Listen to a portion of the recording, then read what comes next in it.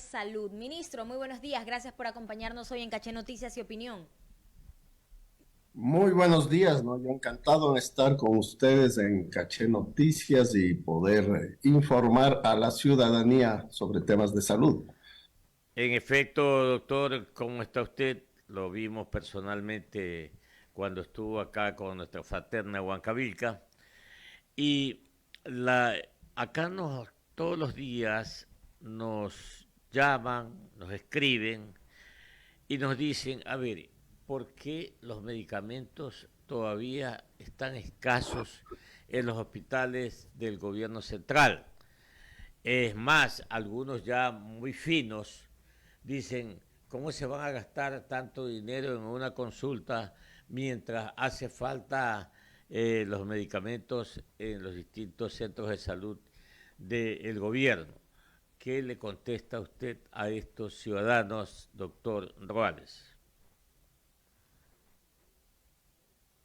Bueno, en primer lugar, hay que informar que el presupuesto de medicamentos del Ministerio de Salud no se afecta para nada con la consulta popular o con los gastos de la consulta popular, ¿no? Son cosas totalmente diferentes. Nosotros tenemos en este año, por ejemplo, un presupuesto de 336 millones 996 dólares para medicamentos y dispositivos médicos, 188 millones en medicamentos y 148 millones en dispositivos. Pero además, como estamos utilizando un mecanismo nuevo, extenso de compra a través de la compra de medicamentos por catálogo electrónico. ¿Qué significa esto? Que los medicamentos a partir del mes de mayo, más o menos, empezamos a incorporar los diversos ítems, lo que llamamos las moléculas de medicamentos, que entran a través de una ficha técnica muy estricta para verificar la calidad, el cumplimiento de los oferentes. Se define un precio y se define una calidad para el cual ya se establece para todo el sector público, no solamente para el Ministerio de Salud, para el IES, de tal manera que ahora los directores de hospitales distritales, etcétera, solamente pueden comprar a ese medicamento, a ese proveedor, lo que ha evitado todo tipo de corrupción o incluso de compra a precios superiores a los precios establecidos. Con eso a nivel del Estado hemos hecho un ahorro, digamos, de 50 millones de dólares en relación al precio referencial, al precio histórico, al precio que se compraba antes o al precio que estaba determinado como base para comprar. Por lo tanto, estamos logrando ahorro que se invierte en más medicamentos, ¿no? Esto nos permite ir subiendo el incremento, el abastecimiento. Miren, en promedio hemos subido de un 49% que teníamos en octubre, nosotros recibimos con alrededor del 52% de abastecimiento. Esto hemos subido 20 puntos, estamos alrededor del 72% de abastecimiento y estamos con un método diferente también porque estos proveedores nos están haciendo las entregas mensuales de medicamentos, de tal manera que nos evitamos problemas de desperdicios, de bodegas, de caducidad de los medicamentos, ¿no?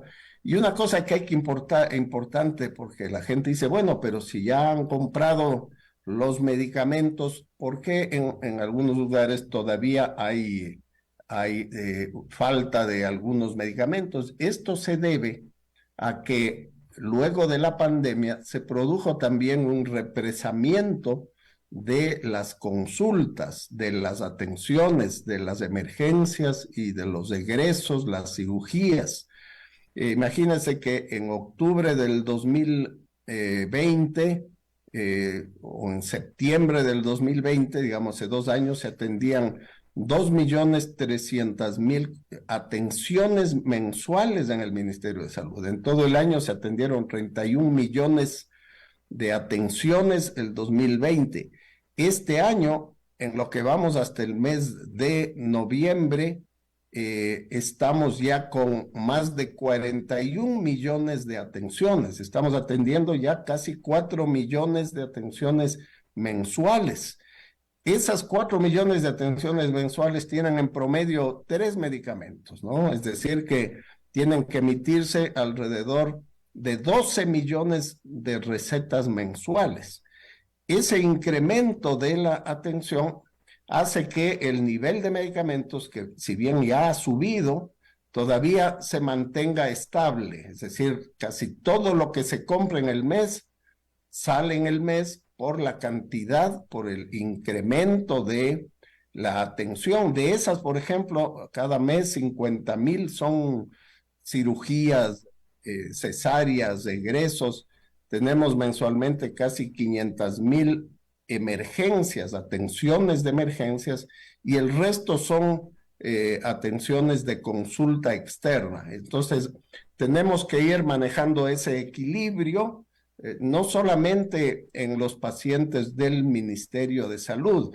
Nosotros estamos apoyando al IES, al Instituto Ecuatoriano de Seguridad Social, para atender también especialmente en zonas en que la seguridad social, debido a estos problemas políticos que ha tenido, que no le permiten la gobernabilidad, las decisiones, ha tenido dificultades en algunos lugares. El Instituto Ecuatoriano de Seguridad Social no depende del Ministerio de Salud, pero también estamos atendiendo una buena cantidad de pacientes del IES en estas provincias. Doctor Ruales, permítame la interrupción, y debido a mi ignorancia, no soy médico, por cierto, y dada estas estadísticas que usted nos acaba de citar, doctor Ruales, me hace pensar que este país es un país enfermo. Cuando usted me dice 40 millones de personas, o de atenciones, perdón, yo rápidamente se me viene a mi cabeza y dice, bueno, entonces este país está enfermo, definitivamente. Y eso que todavía no nos dice, no nos habla, doctor Ruales, sobre la externalización. Externalización de los medicamentos, de la atención de las recetas en las boticas o las farmacias privadas. Entonces, ese otro concepto, doctor Ruales, que quisiéramos también que por favor nos informe cómo ha evolucionado esta decisión de parte del Ministerio de Salud para atender, yo diría, dinámicamente o más rápido a los usuarios o a los afiliados al Instituto Ecuatoriano de Seguridad Social, y por qué no decir a los ciudadanos que dependen y que no están afiliados y que tienen que ser atendidos a través de los hospitales, de las casas de salud, del Ministerio de Salud. Sí, bueno, tal vez una aclaración, ¿no? El Ministerio de Salud es la autoridad sanitaria nacional. Nosotros definimos como autoridad sanitaria la parte normativa, las regulaciones, por ejemplo, la lista básica de medicamentos, las guías clínicas y los protocolos para atención, incluso la definición del número de camas que debe tener un hospital, la calificación del personal. Pero nosotros no administramos ni gestionamos los recursos, ni los hospitales, ni las farmacias del IES, del Instituto Ecuatoriano de Seguridad Social, ni del Instituto de las Fuerzas Armadas, ni de la Policía. Es decir, tenemos una función regulatoria, no administrativa.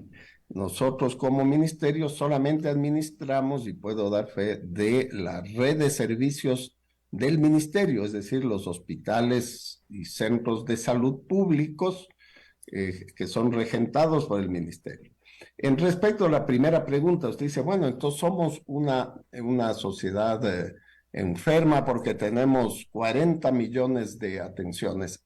Esto es lo que a nivel internacional se espera de un sistema de salud que está respondiendo a problemas de salud que todavía no ha logrado programas preventivos, programas que eviten las complicaciones de la enfermedad o que muchas veces las enfermedades aparezcan ya más tardíamente. Es decir, estamos con un promedio de 2.2 consultas por habitante año, ¿no? Quiere decir que cada persona del país en promedio recibe dos consultas y media, ¿no? Esto, si usted toma en cuenta los niños, las embarazadas, que deben recibir al menos 5 consultas, los adultos mayores que deberían ir por lo menos una vez al año al médico, más en temas preventivos, más las consultas de morbilidad de enfermedad. Entonces, no es un parámetro muy alto, ¿no? Estamos más o menos en el promedio mundial de lo que se considera el número de atenciones por habitante. A estos, lógicamente, tenemos que sumar la población que se ha atendido en el Seguro Social y que se ha atendido en las otras entidades, incluyendo el sector privado, que son los registros que nosotros mantenemos del resto de población, ¿sí? Quedado claro. ¿Ya? Sí, está muy claro su explicación, doctor Ruales. Es el Instituto Ecuatoriano de Seguridad Social que le toca el tema de la externalización. No, no, No, no, no. no. Eso Eso no es también se así. lleva al ministerio, al IES, pero lo ejecuta el Ministerio de Salud. Ministro, buenos Buenos días días, No, nuevamente. Johanita. el tema de externalización se maneja en todos los Ajá. sistemas, ¿no? Muy bien. Todos las estrategias del sector público se definen en el Ministerio de Salud y se articulan en el Gabinete Sectorial de Salud. Entonces, proyectos que en este momento tenemos como la externalización de farmacias, la ampliación para la oferta de trasplantes en el país, trasplantes renales, hepáticos, de córnea, por ejemplo, que esto se hace a nivel de todas las entidades en su conjunto. El tema de, por ejemplo, coordinar las necesidades de ambulancias para poder dar atención prehospitalaria es un análisis que hacemos en conjunto, ¿no? El Seguro Social, el 911, los bomberos,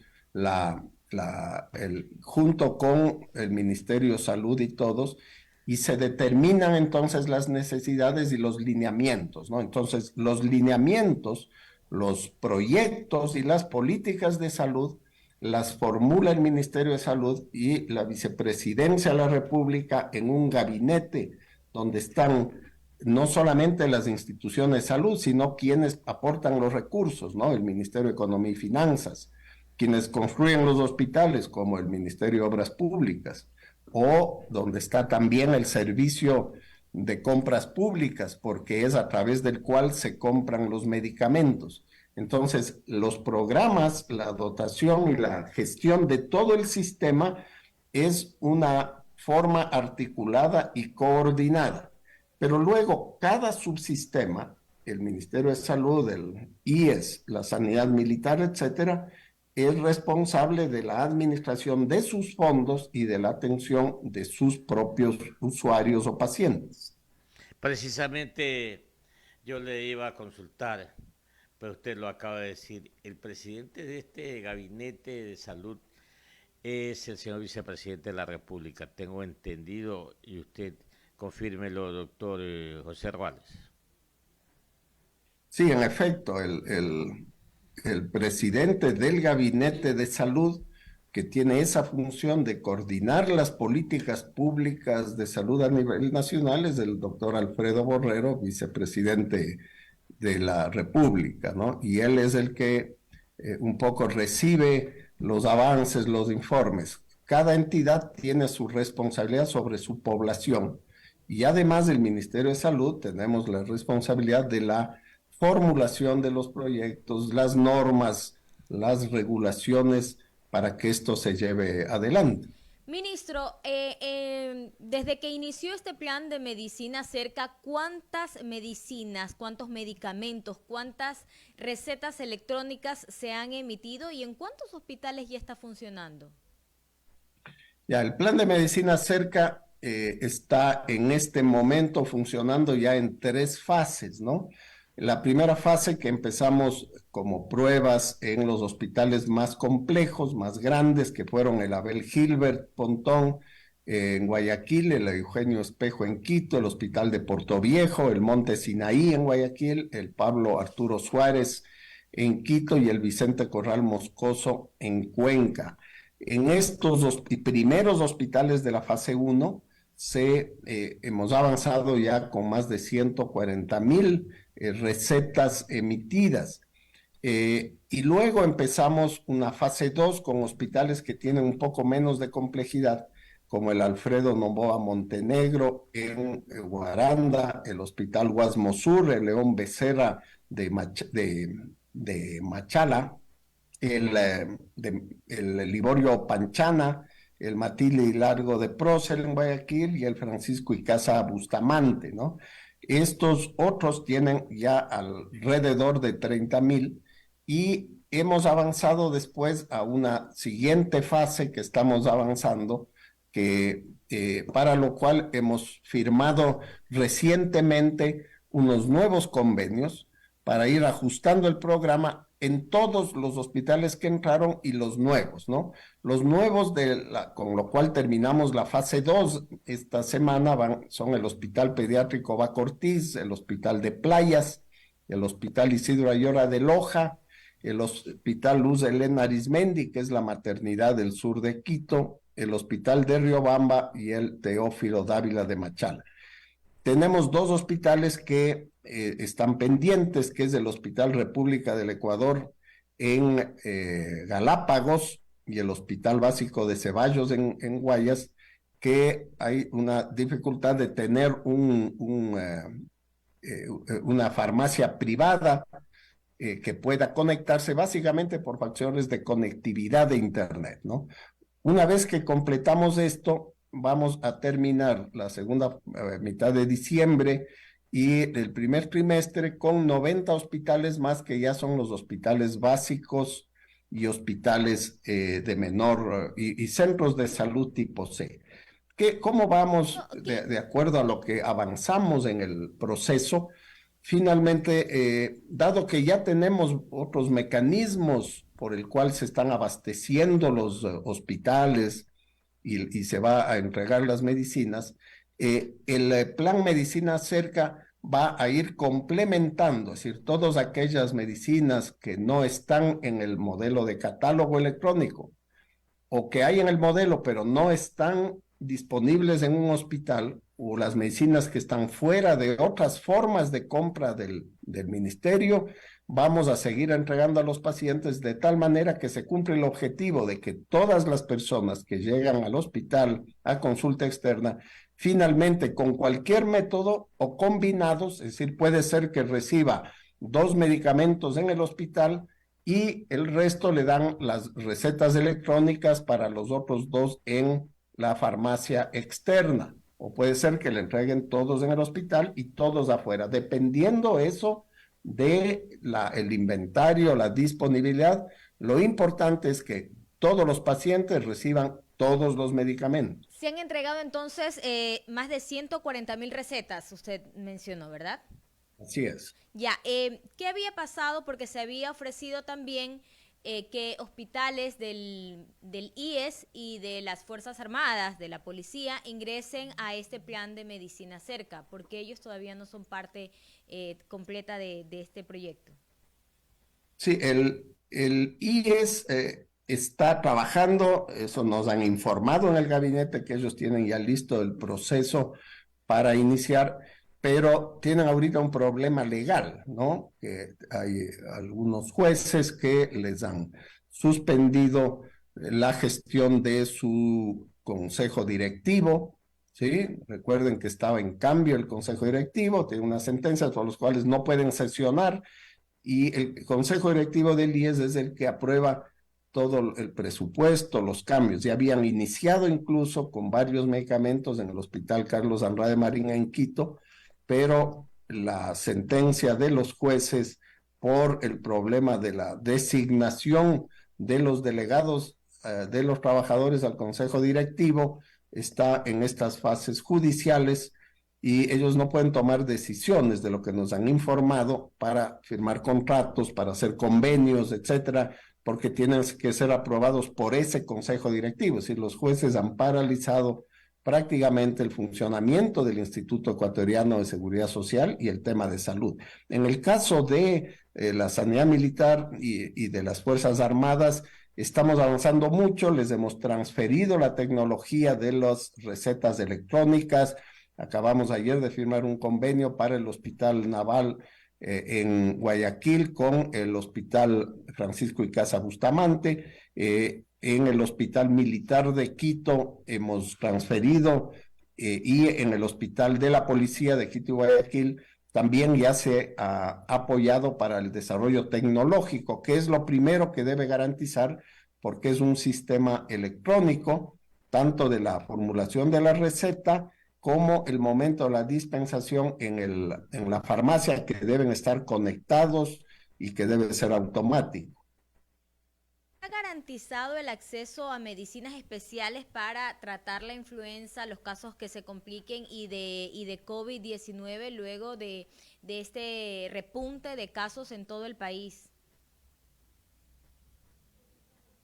Sí, la mayor parte de los casos que estamos teniendo en el país, afortunadamente, son casos ambulatorios, ¿no? El número de hospitalizaciones ha sido mínima, el número de casos graves ha sido mínima, y la mayor parte de casos graves en promedio en el país se debe a influenza AH3N2. Apenas un 20% del total de casos graves se diagnostican con COVID, ¿no? A pesar de que puede tener una mayor frecuencia en la población, estos son casos ambulatorios.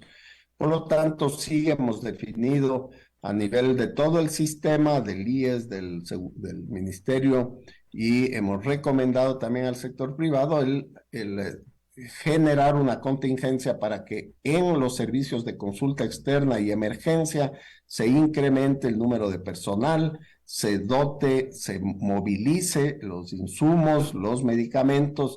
Afortunadamente, estos son básicamente medicamentos sintomáticos y en el caso de que se puedan complicar con una infección bacteriana, antibióticos para eso. Entonces estamos movilizando, incluso hemos movilizado de unos hospitales a otros o desde las bodegas, porque la afluencia de pacientes, especialmente de niños, ha sido alta.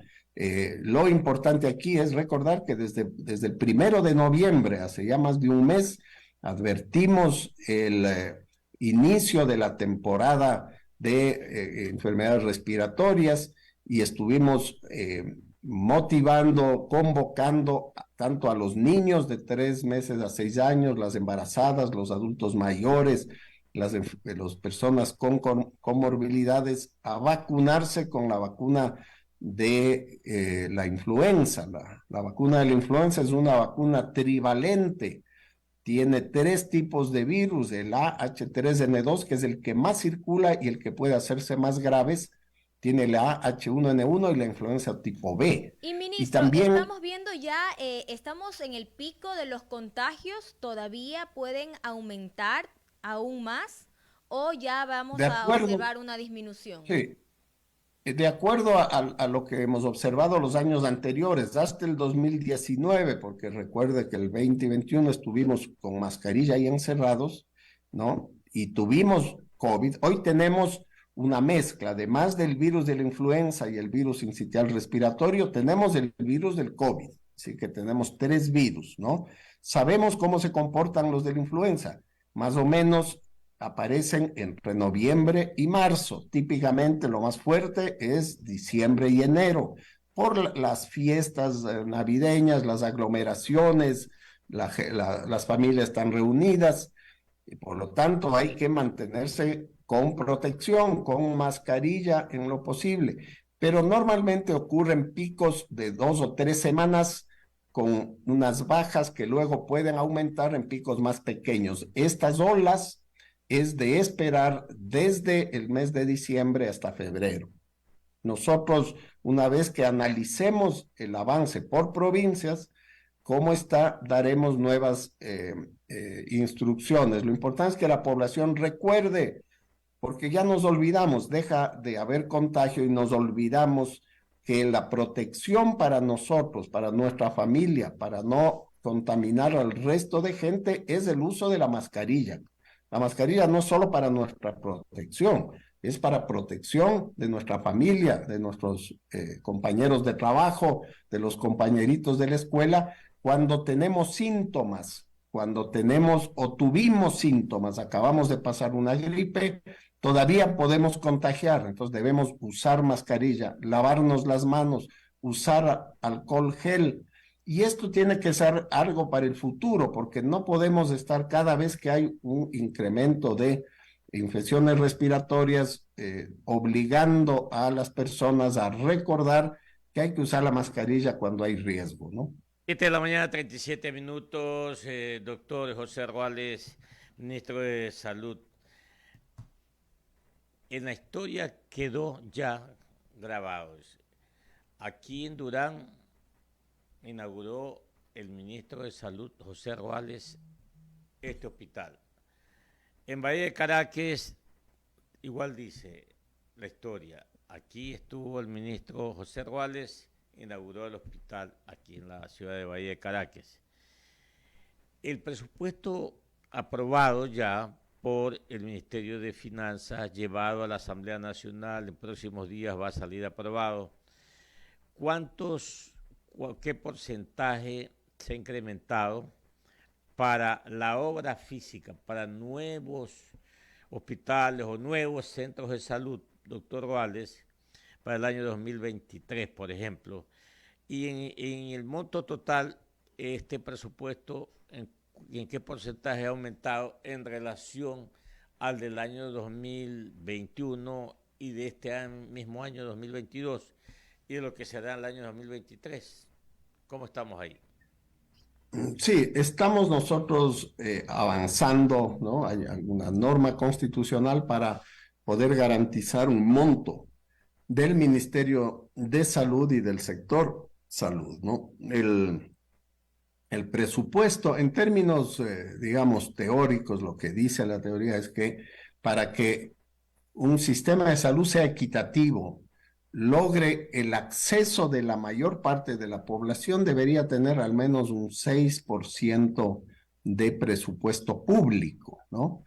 Nosotros con el presupuesto del sector de salud, es decir, el Ministerio de Salud y sus organismos adscritos como el ARS, el ACES, el INSPI, el Instituto de Órganos, etcétera, este año que terminamos, estamos terminando con un presupuesto total de 3.143 millones de dólares, 2.870 en corriente y 273 millones para inversión.